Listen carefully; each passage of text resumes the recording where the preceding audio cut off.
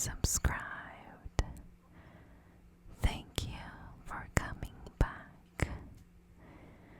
I would love for you to like the video and leave a comment. By leaving a comment, you're helping with the algorithm. So, some ideas are just say hello. You can do an emoji or more than one. You can share where you're watching from or your thoughts about this case. So, thank you for doing that. You're truly helping. Now, today's case, I am kind of in a mood of can't relate type of situation because I can't really relate to anything about this mother and son. I don't understand her ways. I don't understand why she does what she does after she gets pregnant. I don't understand pushing people away, and I most certainly don't understand kind of the ending of this case or what really happened in the end, because it's worse than a well-written, scary slash horror movie. So it also touches on the thought of, are you, or let me rephrase that, do you believe that some people can be born with a degree of evilness, for lack of a better word? Do you believe that you can see a baby brought into the world and does that cross your mind? Or do you believe that it's a learned kind of situation? But I am talking a lot, and you're probably thinking, what happened? Let me explain. Now, when we think about New York City, we think about endless, or at least I do. I've never been to New York, so I feel like it's the never-ending city. Like, it goes out miles and miles, and it never ends until you get out of New York. But that's not the case, obviously. There is this place 90 miles east of New York City. It is the Pocono Mountains. I've heard about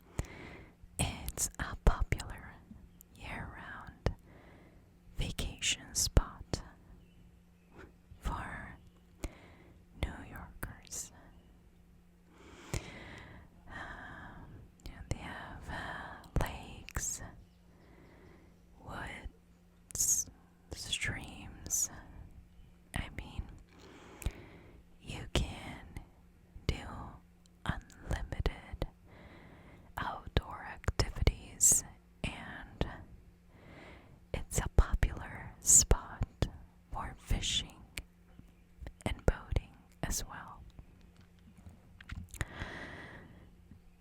In this area, the Knukle family had deep roots.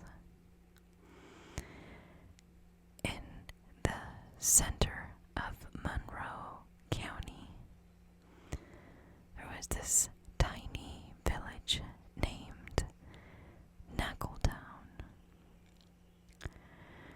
This village back then got its name from Joseph Knukle. He was a successful business owner almost 200 years ago. Now, Cheryl Knukle was born in 1969, but she was raised only by her father, and he had a junkyard where he would sell scrap metal and car parts. It would be one of those things that Cheryl resented her father for in the future. But she grew up being a tomboy. She played baseball, worked on cars, and rode a motorcycle. She was compared to the boys in the small town. When Cheryl was 17 years old, she got pregnant and dropped out of school. Later on, she delivered a baby boy that she named Gregory, and the last name was Rowe, his father's last name.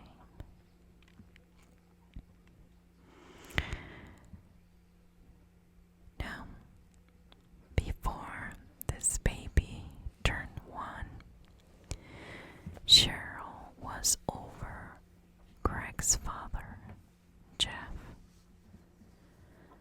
and they broke up. This is the part that makes me wonder. Cheryl did not want to be with Jeffrey, but she also didn't want him to have other girlfriends. When he actually started dating this other girl, Cheryl decided that she wasn't going to allow her, Jeff, her boyfriend, to see his son, Greg.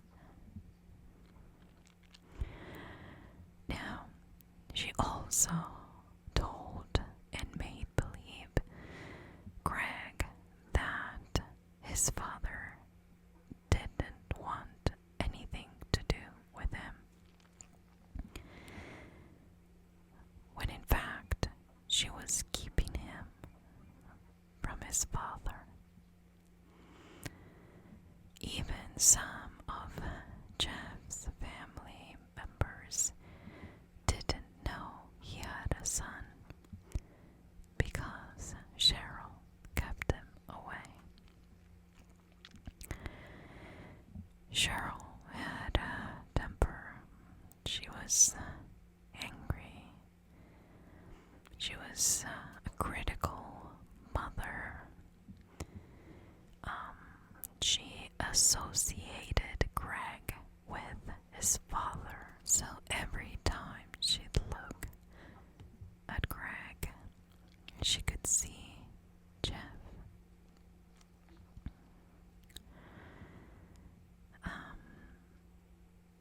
But the interesting part is that Cheryl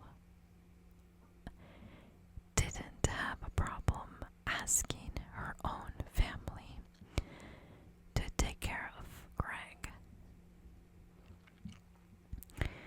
She actually would drop Greg off at their doorstep without notice anytime she had an errand to run. Most of the time at Cindy's house, Greg grew up feeling that his aunt Cindy was more of a mother than his real mother. But don't get me wrong, Cheryl was a hard worker. She mostly did manual labor jobs. She was a welder. She worked in construction as a forklift driver and saved enough money to start her own paving business. She would lay blacktop on roads and parking lots. It paid really well. Cheryl was able to buy a house, and she bought herself a Mercedes.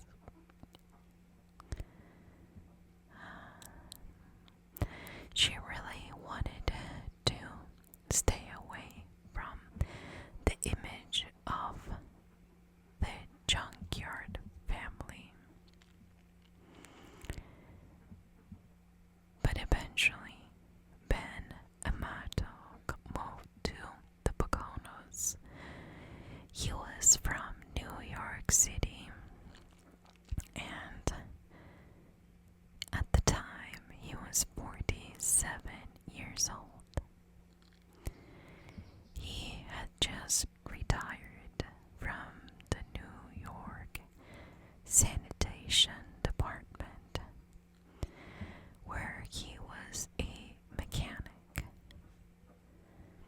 Then, in the mid-90s, he finally moved to the Poconos because he wanted to live a relaxed retirement.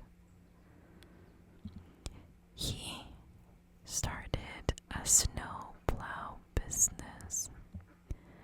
He kept himself busy as a volunteer firefighter, and he fixed up vintage cars. Of course, looking for those parts is how he ended up at Cheryl's father's junkyard. But he was 20 years older than Cheryl.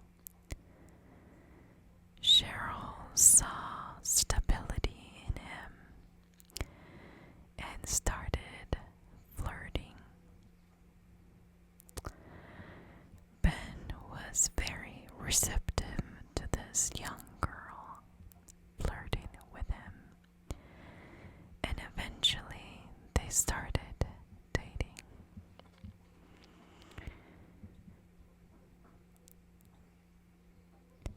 They got along well, and especially he got along very well with 12-year-old Greg.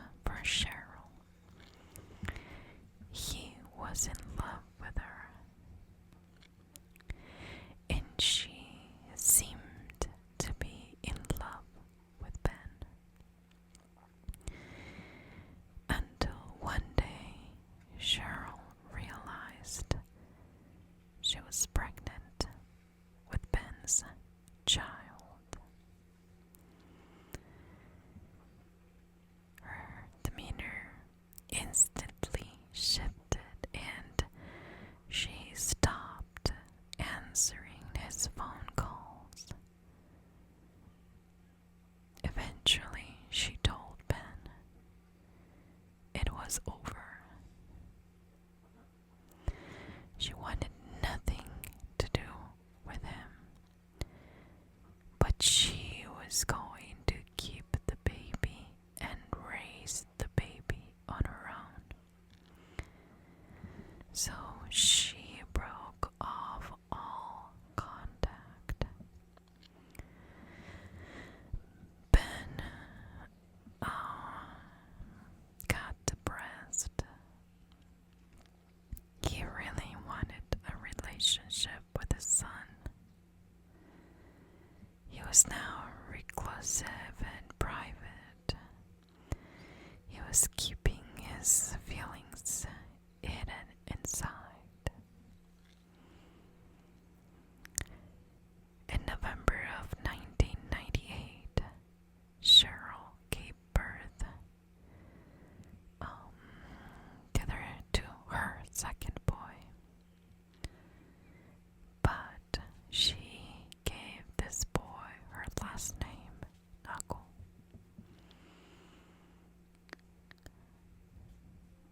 Ben was seeking help,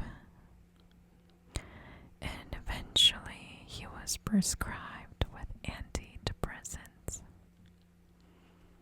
But a year later, he attempted suicide, and then again the following year.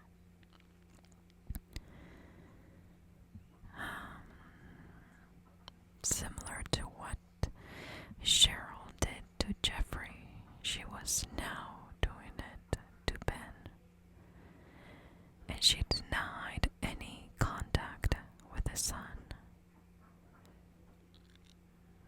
Eventually, Ben emerged from his depression and started to fight for custody of their son. But Cheryl was fighting dirty.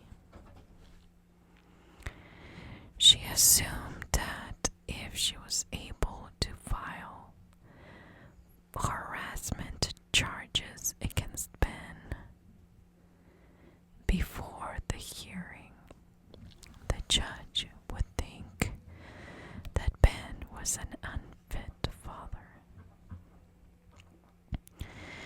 Cheryl would say that he was stalking her and that she wanted to keep the baby away from him. But the judge saw right through it and told Cheryl, quote, "Just because he drives past your house doesn't mean he is stalking you." Cheryl then replied, quote, "What do I have to do to get him to leave me alone? Do I have to effing kill him?"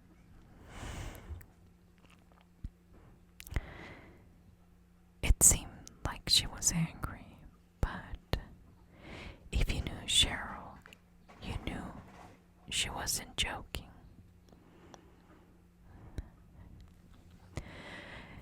In August of the year 2001, Cheryl got together with her friend April and asked her if she knew somebody who could, quote, "knock off my ex-boyfriend for $5,000. To which she replied, "Yes, I do. What is going on outside?" Probably the dogs.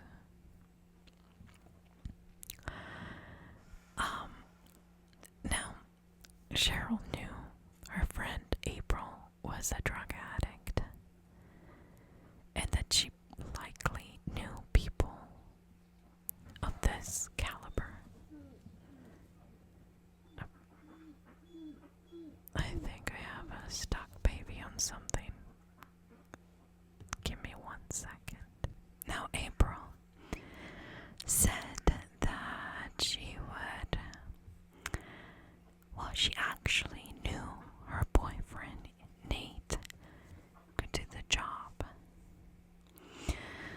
Cheryl met with Nate to arrange the whole thing, and during that conversation, she couldn't decide how she wanted the job done.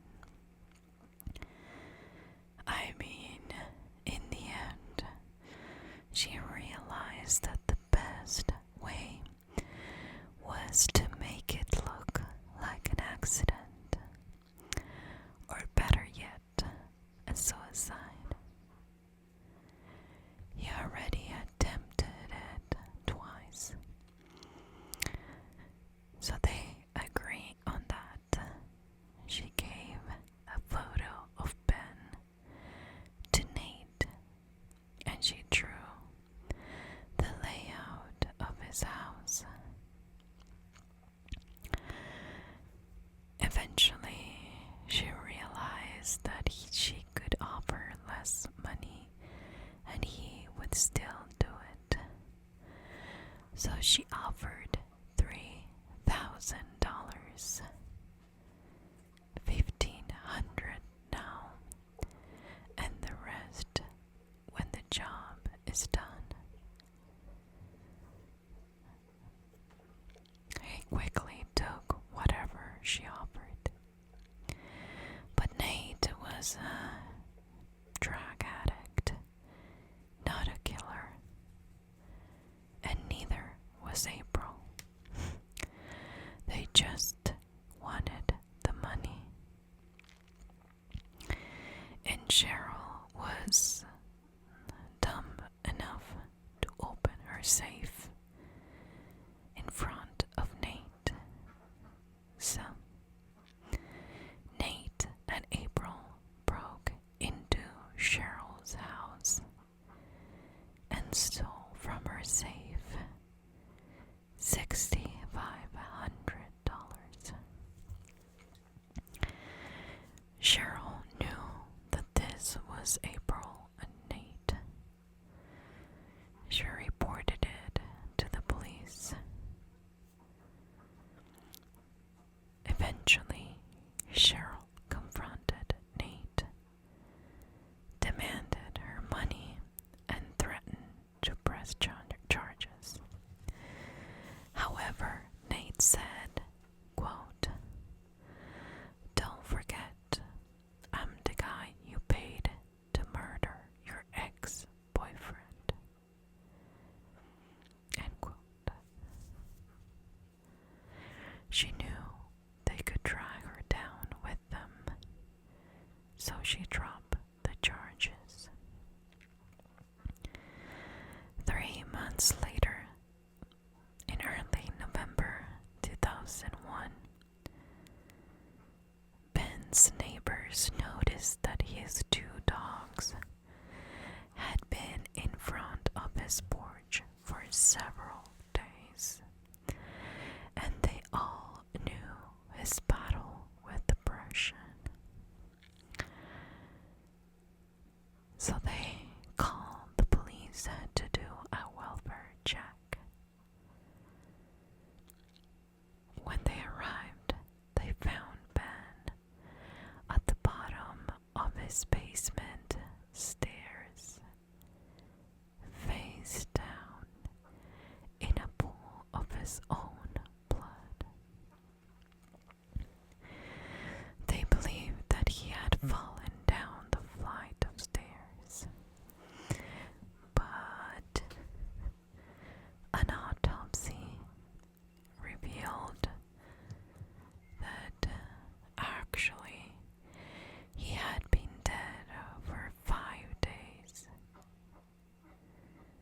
They found pepper spray on his face and on the walls. Cause of death was blunt force trauma. Someone had repeatedly beaten him on the head. They also found a footprint at the bottom of the stairs. Someone had stepped in his blood pool while it was fresh and dragged it on the basement floor. When Ben's stepdaughter heard of this,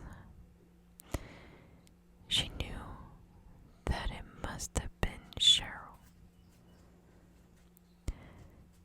They were just weeks away from child custody hearing. He was fighting for his son. But also the judge, that if you remember when she tried to charge him with harassment, or when she accused him of harassment,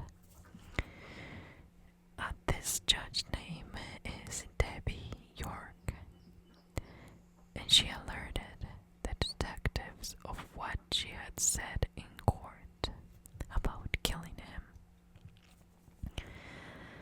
Unfortunately, there was no physical evidence that pointed directly to Cheryl.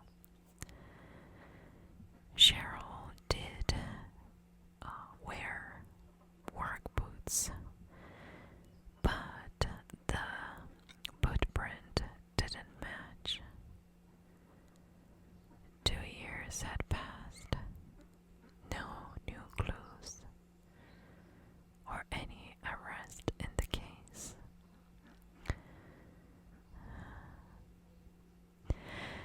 So the police decided to kind of shift their attention to the dropped charges of burglary.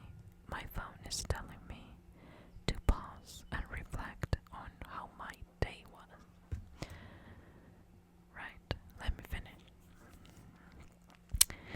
Cheryl had accused, if you remember, Nate and her friend April of stealing from her safe. But then she dropped the charges. So detectives visit Nate at he actually was in jail for something unrelated. He couldn't have done it, clearly. But when they sit down with him, he says, quote, "Yeah, you're here about us getting paid by that lady to kill that dude."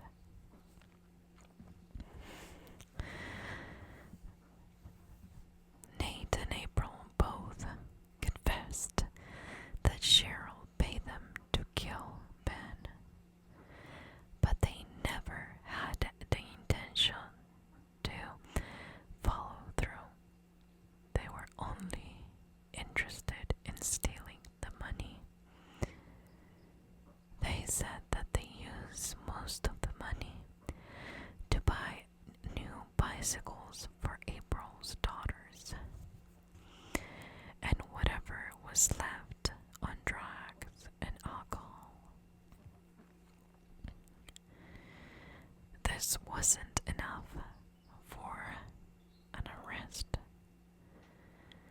but they could at least arrest her for solicitation to commit murder, not the actual murder. Cheryl was arrested and sat in jail for several months. But then she was released on bail, awaiting her trial. For the next year and a half, detectives built a strong case. But that needed evidence, so they were hoping to get to that before then.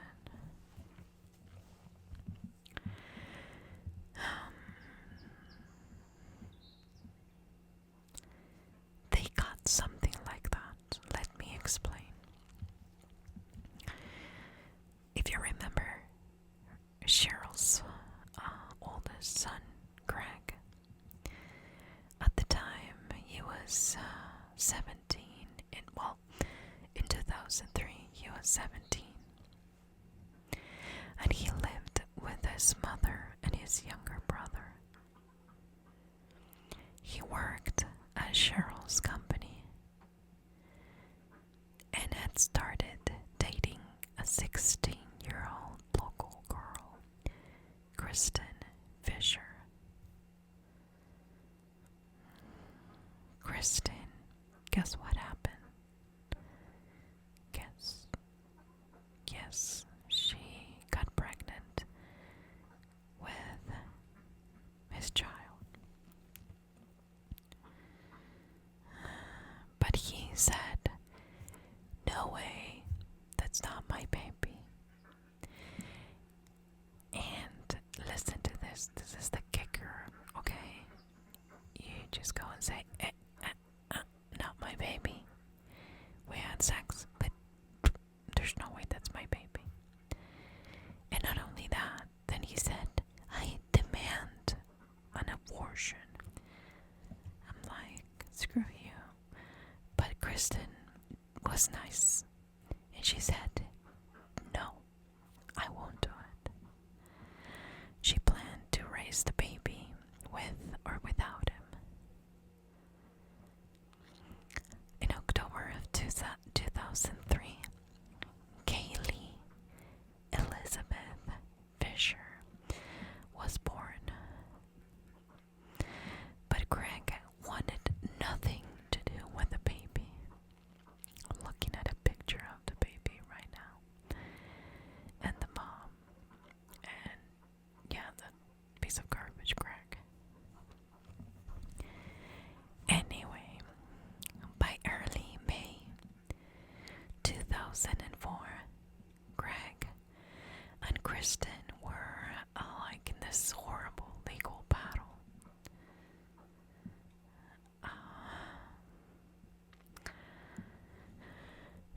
Kristen had filed a complaint against Greg, and she was also suing for child support. Of course, Cheryl attended mediation. She looked cold and angry, and she'd said something like, "Is that really his kid? I don't think it's his." Oh, there you go. She's a DNA expert. With her eyes, she can tell, you're related. I'm sure that would come handy at some point in your life. Anyway, Kristen and her mother, Kathleen, were talking on the phone on May 4th in the morning. The child support hearing was scheduled for the following day.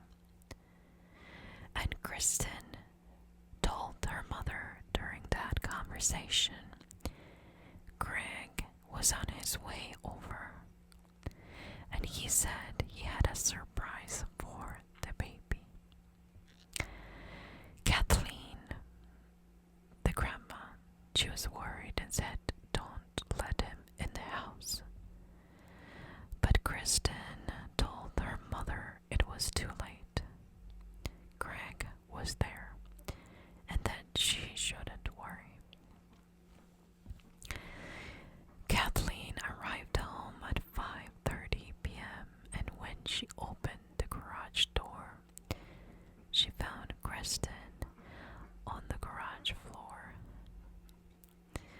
She had a thin white robe tied into a noose hung loosely around her neck. The other end of the rope was attached to the garage door opener railings. There was also an overturned stool laid nearby. Kathleen ran to her daughter, but it was too late. She was dead, so she rushes into the house looking for Kaylee. There were no signs of the baby, and she couldn't hear the baby crying.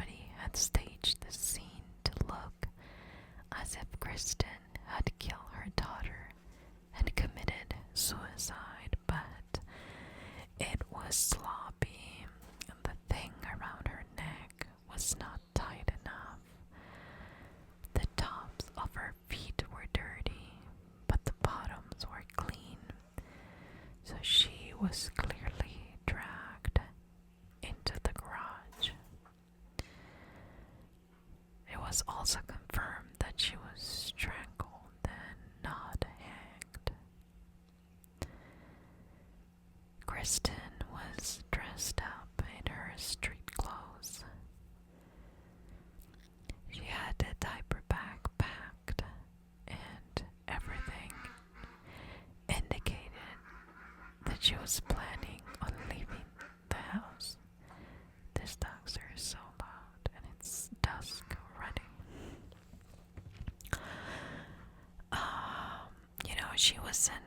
She wouldn't dressed up or prepared the diaper bag if she wasn't thinking about going somewhere. She wouldn't have done that if she was going to commit suicide. The police started questioning the neighbors, and there was this neighbor that mentioned seeing a Honda Civic parked in front of Kristen's house that day. It was odd and never seen it before, so the neighbor wrote down the license plate. And guess who was the owner? Greg. Oh, and Cheryl. So police arrived with a warrant at Greg's home. Cheryl was furious that they were going through her house. She went into the garage, and police told her, "Do not go into the Honda Civic." But she ignored them, so she was arrested for hindering apprehension, obstructing justice, and tampering with evidence. She gave a stupid excuse like she wanted to get some CDs out of the car. But they were sure she was trying to hide evidence. I mean, Cheryl had been out on bail awaiting her own trial on her own murder investigation. However, after the obstructing justice charge, they revoked her bail, and she went back to jail. When she arrived, reporters asked about how she felt about her granddaughter's death, and she said, quote, "Granddaughter? That's not my granddaughter. My son was wearing a condom, and the birth date does not make sense." Sure. I mean, clearly Greg's is his, mother, his son's mother. What the heck am I saying? Clearly they're the same people, both of them. Okay. So they collected his computer from the home, and they found, oh my gosh, what they found on that computer was like, horrible. I mean, 7 pictures and 2 videos of CP, which is child. You can imagine the rest. So they charged him with 9 counts of sexual abuse of children and 9 counts of criminal attempt at dissemination, 1 count of criminal use of a computer, and 9 counts of obscene or other sexual materials. But guess what happened? He was released after posting $10,000. Rude. In bail money. But he was still the prime suspect in the murder of Kristen and Kaylee. So, 13 days later, Cheryl's hinder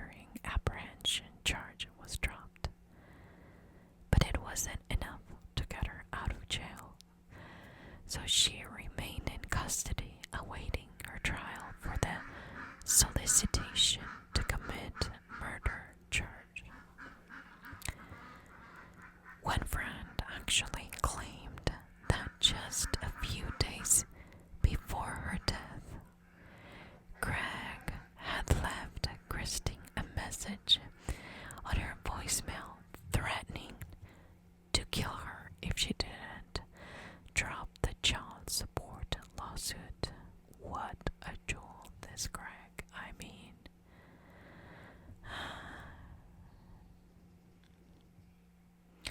I'm sure Christine had no idea that he was capable of this much evil.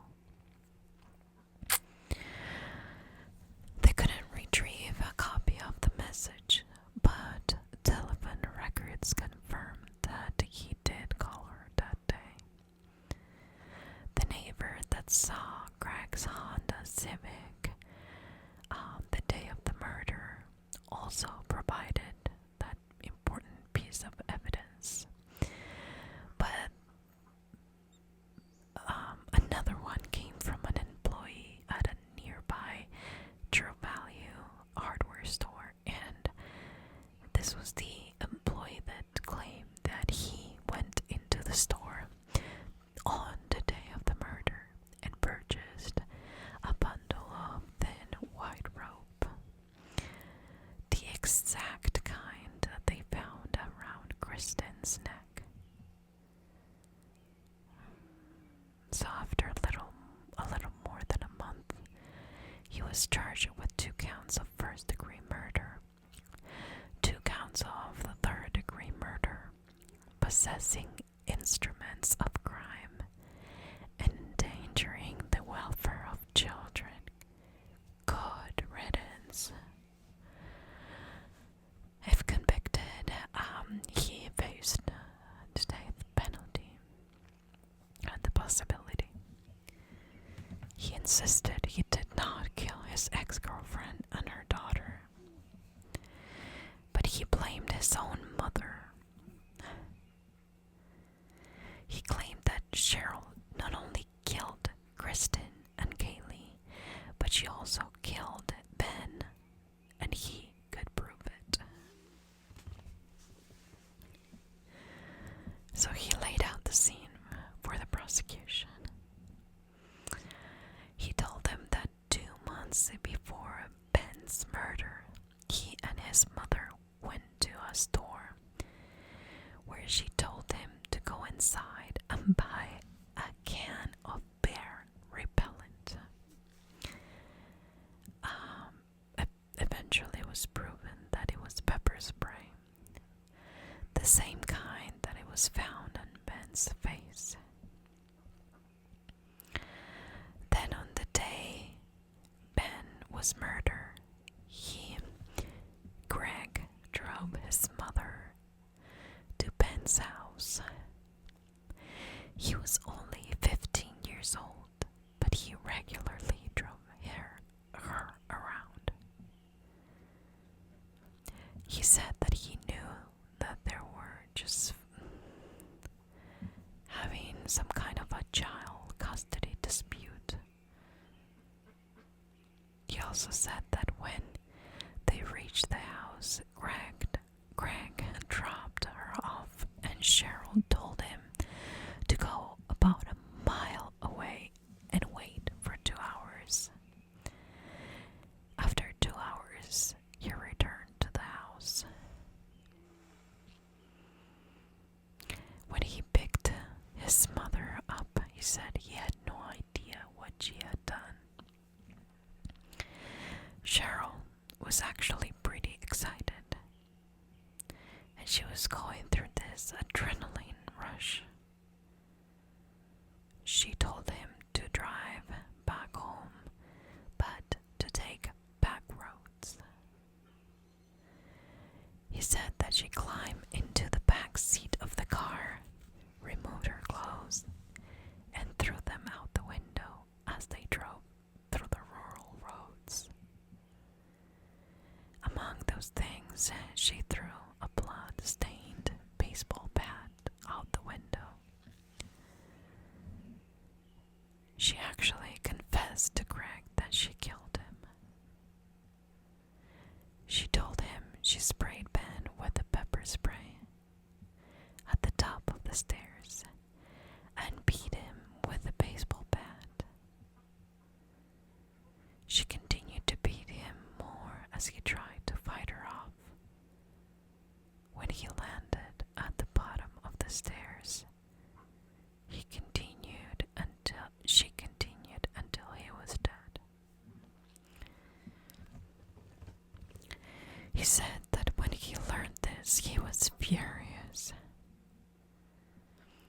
said that he actually loved Ben, and he felt that it was his fault. He said that he went to his room and cried.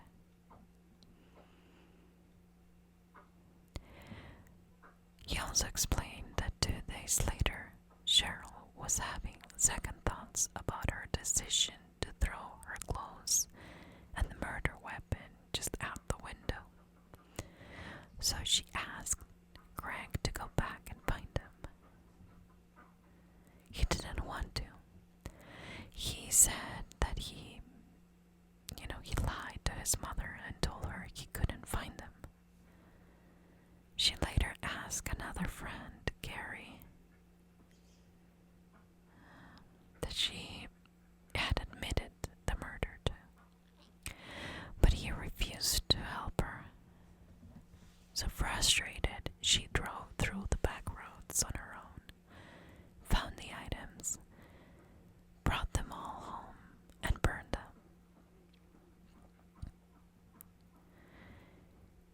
At this point, I can only imagine the investigator faces as he is telling them all this. They believe that she killed Ben, but didn't believe that Cheryl also killed Christine and Kaylee. Far too many pieces of evidence pointed right at him. They knew his car was parked outside. They knew he had made death threats to Kristen in the past, and that he purchased the rope. During his trial, his new girlfriend Rachel testified against him. She said that 2 days before Kristen and Kaylee were murdered, Greg had asked her to search the internet for instructions on how to tie a hangman's noose. Greg actually sent letters to Rachel from prison in which he told her to remember 3 things during her testimony. He wanted her to lie for him. He told her to testify that he bought the rope only at his mother's request, and his mother had referred to Kristen as business you should have taken care of yourself. In the same letter, he also asked her to testify it was his mother that asked for the instructions on how to tie the noose, not himself.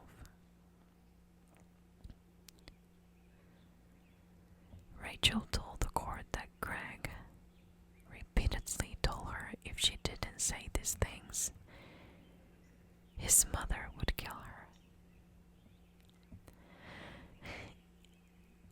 The defense tried to blame the killings on Cheryl, but the jury did not buy it. So in January of 2006, after 6 days of testimony and over 5 hours of deliberation, Greg was found guilty on 2 counts of first-degree murder and 1 count of third-degree murder.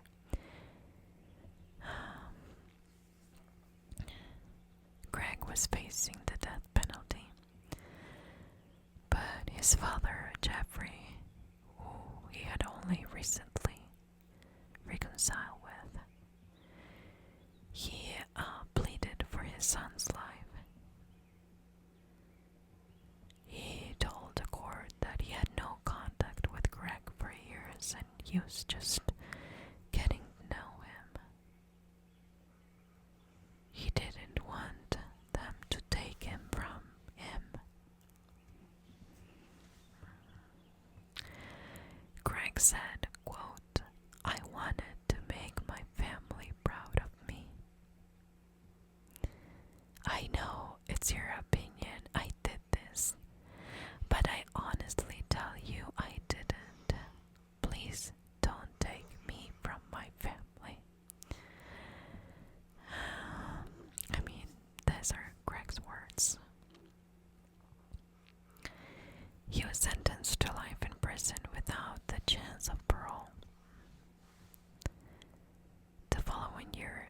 2007, Greg was allowed outside of the prison walls to testify against his mother at her trial. He testified for 2 hours. He told the court that Cheryl admitted to him that she killed Ben and that he drove her from home, to his home and then back. He claimed that she threatened him. She said that if police look at her, she would take him down with her as an accomplice. Ben's attorney and personal friend testified that Ben told him repeatedly, "If I'm found dead, Cheryl did it."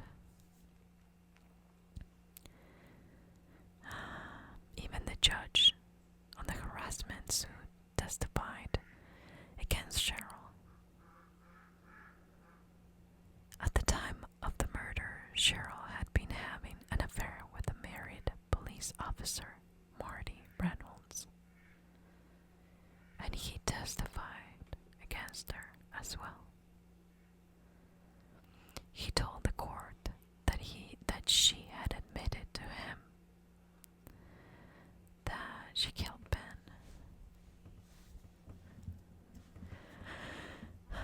Almost as if she was proud of what she did, and she was giving the account of how things were happening.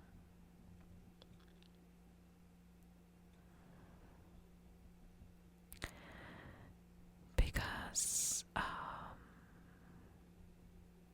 Reynolds had withheld evidence about the murder, he was forced to resign from the police department. And he had been a police officer for almost 10 years at this point. His pension was revoked, and his wife obviously divorced him. Even Cheryl's close friend, Gary, testified that she tried to get him to help find the baseball bat. He also testified that he watched her burn the bat and the clothes. April testified that Cheryl had paid her and her boyfriend to murder Ben. Cheryl's defense admitted a cassette tape into evidence of a conversation between her and April, but it was clearly staged and made her look even more guilty. I mean, I think the jury had it pretty easy. So in February of 2007, she was found guilty of first-degree murder. 4 months later, she was sentenced to life in prison without the possibility of parole. Ben's stepdaughter and daughter addressed Sherry Knukle before she left the courtroom. It was a touching moment where they were able to express I have what they said here, but they were kind of sharing some happy moments with their dad, and now they were kissing a cool picture on a headstone. When Cheryl left the room, reporters asked her how she felt about spending the rest of her life in prison. She replied, "I don't intend to." She still claims her